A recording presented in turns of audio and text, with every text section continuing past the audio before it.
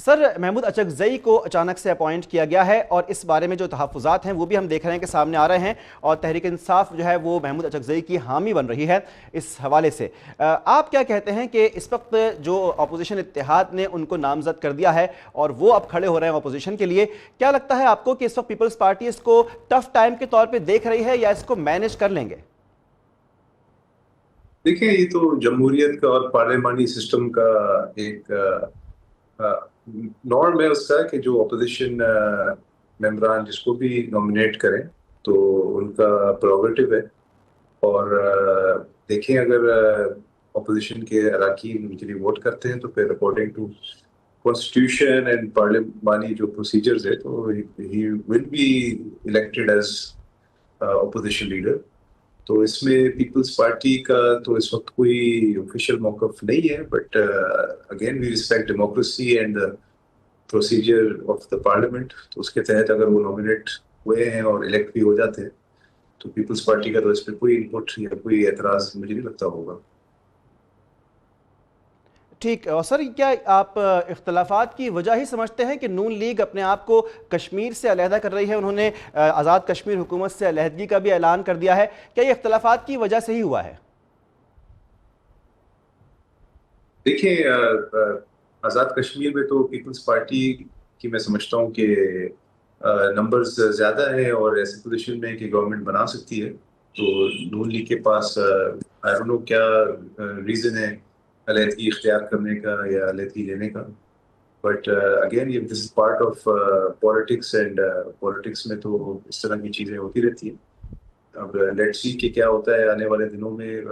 ظاہر سی بات ہے پیپلز پارٹی تو کوشش کرے گی گورنمنٹ بنانے کا، اور نمبرز ہیں تو کامیاب بھی انشاءاللہ ہو جائے گی۔ ٹھیک، اور سر ہم پہلے بھی آپ سے یہ بات ڈسکس کر چکے ہیں اور ہم نے پہلے بھی سوال کیا تھا۔ اس وقت فیصل کریم کنڈی صاحب نے کہا ہے کہ سہیل آفریدی کو کہ وہ ان کو تعاون کر سکتے ہیں حکومت کے اندر اور معاملات حل کرنے کے لیے، تو کیا پیپلز پارٹی اب ایک نئے اتحاد کی طرف جا رہی ہے؟ کیا کچھ اس طرح کا اشارہ مل رہا ہے؟ نہیں نہیں، ایسا تو کچھ بھی نہیں ہے۔ پیپلز پارٹی جو ہے اس وقت فیڈرل کے اندر ایٹ لیسٹ نون لیگ کی اتحادی ہے، اور فی الحال رہے گی۔ ابھی جو مریم نواز صاحبہ کی طرف سے جو کچھ باتیں کہی گئی تھی تو اس کے بعد پیپلز پارٹی نے سخت اختلاف لیا وفاقی حکومت سے بھی، مگر اس کے بعد پھر پرائم منسٹر صاحب نے بلاول بھٹو زرداری صاحب کو انوائٹ کیا، اور پرائم منسٹر ہاؤس میں میٹنگ ہوئی ایک طویل، اور پریزیڈنٹ زرداری صاحب کے پاس بھی ایک وقت کیا ان کا نون لیگ کا۔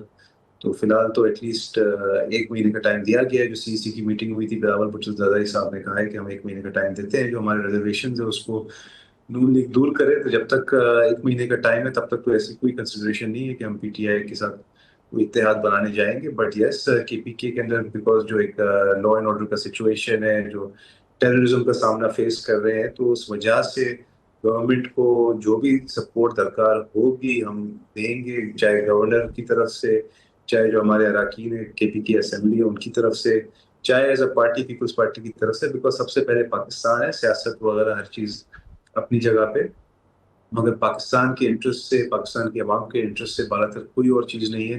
اور اسپیشلی جہاں پہ ہمارے جو بہادر جوان ہیں وہ لڑ رہے ہیں دہشت گردوں سے، اور ان کو شہادتوں کا بھی سامنا کرنا پڑا ہے، ہماری عوام کو بھی پریشانی ہو رہی ہے اس صوبے کے اندر، بیکاز وہ ایک فرنٹ لائن اسٹیٹ ہے ٹیررزم کے خلاف۔ تو اس صوبے میں جو بھی سپورٹ درکار ہوگی پی ٹی آئی کو گورننس کے لحاظ سے، عوام کے مشکلات دور کرنے کے لحاظ سے، یا عوام کی جان و مال کی حفاظت کے لحاظ سے، تو پیپلز پارٹی اس کو دینے کو پوری طرح سے ماضی میں بھی تیار تھی۔ جب ان کی وفاق میں بھی حکومت تھی تو بلاول بھٹو زرداری صاحب نے کہا تھا کہ پاکستان کی خاطر کسی بھی پارٹی کو ہماری سپورٹ چاہیے ہو تو سب سے پہلے پاکستان ہے۔ اور آصف زرداری صاحب جو پریزیڈنٹ پاکستان ہے، ان کا بھی شروع سے یہ نعرہ رہا ہے کہ پاکستان کب ہے، جس کا مطلب یہ ہے کہ ہمیں پاکستان چاہیے، پاکستان نہیں ہے تو کچھ بھی ٹھیک، نہیں ہے، نہ سیاست ہے نہ کچھ اور ہے۔